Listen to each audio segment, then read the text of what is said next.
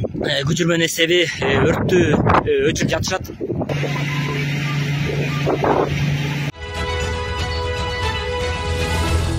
Күнүбүздөгү болуп жаткан акыркы маанилүү кабарлардын түрмөгү менен тааныштырып, Аккеме YouTube каналында сиздер менен Адилет Амангулов. Саламатсыздарбы? Тоң районуна караштуу Көк Мойнок 2 айылындагы ачык аянтта кайрадан өрт чыкты. Өзгөчө Кырдаалдар министрлигинин берген маалыматына ылайык өрт бүгүн 25 март саат 11:20 чамасында тутанган. Жеринде өрт өчүрүүгө жалпы 4 көчүрмөн эсеп тартылган. Мындан сырткары Токой чарбасынан 10 кызматкер, жергиликтүү тургундардан 15, Тоң райондук ички иштер бөлүмүнүн 12 кызматкер өрт өчүрүү ишине көмөк көрсөтүшүүдө.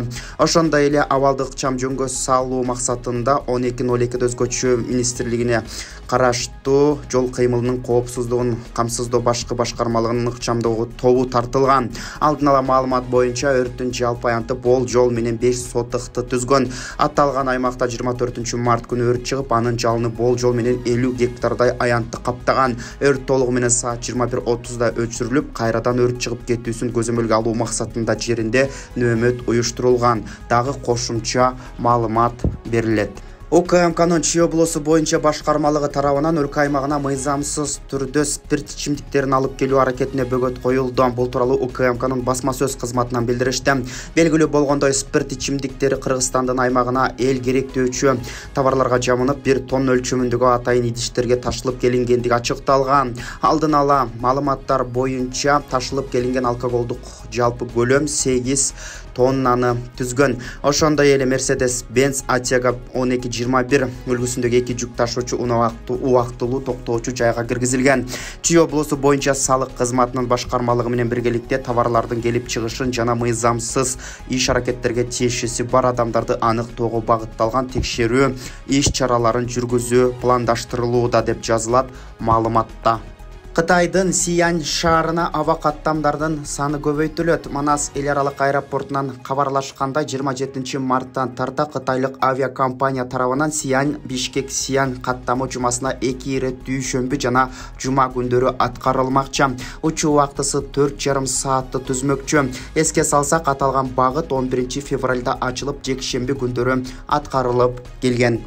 Сейсмология институтунун маалыматына ылайык Нарын облусунун аймагында очогунда күчү 3 балга жеткен жер титирөө катталды. Белгилүү болгондой, жер силкинүү 25 март түнкү саат 2:53 чамасында болуп, Нарын районунун Төш булак, Жам булак, Достук айылдарында жана Нарын шаарында 3 балга чейин сезилген. Такталган маалыматтар боюнча жер титирөөдөн жабыркагандар жана кыйроолор орун алган эмес.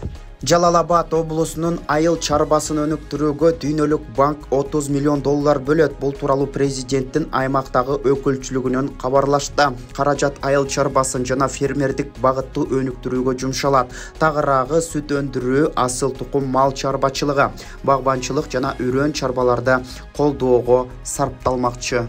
Өлкөдө айып пулдар көтөрүлгөндөн тарта каршы тилкиге чыгып айдаган айдоочулардын саны азаюуда. Бул тууралуу жол кыймылынын коопсуздугун камсыздоо башкы башкармалыгы билдирди.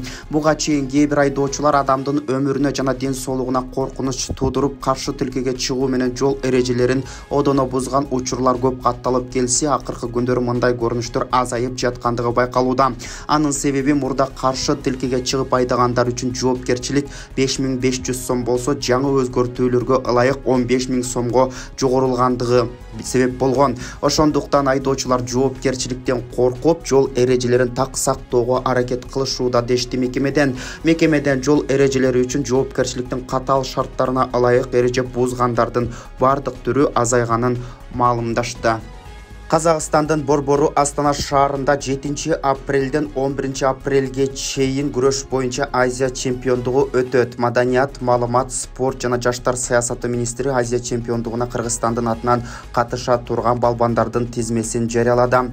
Кыз келиндер күрөшү боюнча улуттук курама командасында Айсулуу Тыныпбекова, Мерим Жуманазарова, Айпермедет кызы Нурзат Нуртаева, Дилназ Сазанова, Кальмира Билимбекова, Бермет Нурдин кызы, улук машыктыруучу Байгазы Кенжебаев жана жана башкы машыктыруучусу Нурбек Изабеков. Ал эми эркин күрөш боюнча улуттук курама команда 11 апрелден 15 апрелге чейин күрөшүшмөкчү. Алар Алмаз Мамбеков, Улукбек Жолдошбеков, Тайырбек Жумашбек уулу, Орозбек Токтомамбетов, Исламбек Орозбеков, Адилет Маратбаев, Нуртилек Карыпбаев, Мирлан Чыныбеков, Арслан Турдубеков, Музафар Жапуев. Ошондой эле улук машыктыруучусу Сүймөнкул Табалды уулу, башкы машыктыруучусу Руслан Мадженов, улук машыктыруучусу Тазабек Исламов.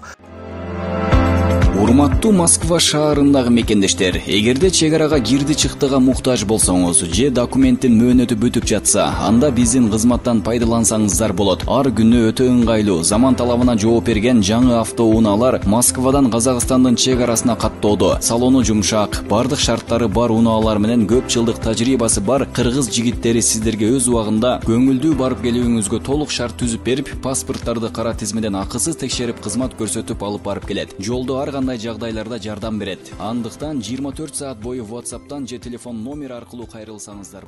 Бул күнүбүзгө алынган акыркы маанилүү кабарлардан түрмөгү болду. Биздин каналыбызга катталып, жаңылыктардан кабардар болуп туруңуздар. Аккеме YouTube каналы. Сиздер менен Адилет Амангулов. Эртеңки чыгарылыштан жолугушканча аман туруңуздар.